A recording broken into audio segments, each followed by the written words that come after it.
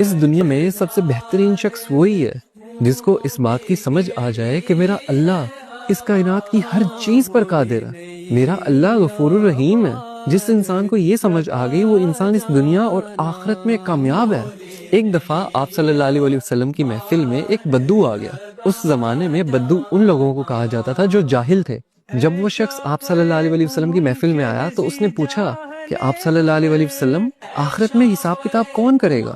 تو آپ صلی اللہ علیہ وسلم نے فرمایا کہ آخرت میں تو حساب کتاب اللہ کریں گے۔ تو اس بدو نے دوبارہ پوچھا کہ اللہ کریں گے حساب کتاب؟ آپ صلی اللہ علیہ وسلم نے فرمایا ہاں اللہ کریں گے۔ یہ بات سن کر وہ بدو مسکرایا اور کہنے لگا کہ آپ صلی اللہ علیہ وسلم مجھے اجازت دے، اور وہ وہاں سے اٹھ کے چلا گیا۔ اب کچھ صحابہ جو اس محفل میں بیٹھے ہوئے تھے ان کو اس بات کی سمجھ نہیں آئی۔ وہ اٹھے اور انہوں نے اس بدو کا پیچھا کیا اور اس سے جا کے پوچھا تم آپ صلی اللہ علیہ وسلم کی محفل میں آئے ہو، تم نے سوال کیا ہے کہ آخرت میں حساب کتاب کون کرے گا؟ آپ صلی اللہ علیہ وسلم نے تمہیں جواب دیا کہ اللہ کریں گے، تم مسکرا کے اٹھ کے کیوں آ گئے ہو؟ تو اس بدو نے مسکراہٹ سے کہا کہ اگر اللہ تعالیٰ نے آخرت میں حساب کتاب کرنا ہے تو اللہ تعالیٰ تو بڑا غفور الرحیم ہے، وہ تو مجھ سے میری ماں سے زیادہ پیار کرتا ہے۔ کیا میری ماں مجھے جہنم کی آگ میں جلا سکتی ہے؟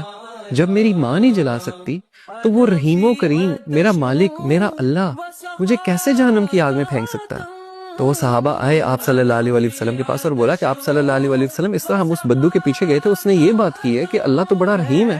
تو آپ صلی اللہ علیہ وسلم نے فرمایا کہ اگر اسے اللہ کی رحیمی پہ اتنا یقین ہے نا تو اللہ کبھی اس کو اپنی رحیمی سے مایوس کر نہیں سکتا، کیونکہ اللہ اپنے بندوں کے لیے بالکل ویسا ہے جیسا اس کا بندہ اس کے لیے گمان کرتا ہے۔ اگر اس کے بندے کو یہ یقین ہے کہ وہ بڑا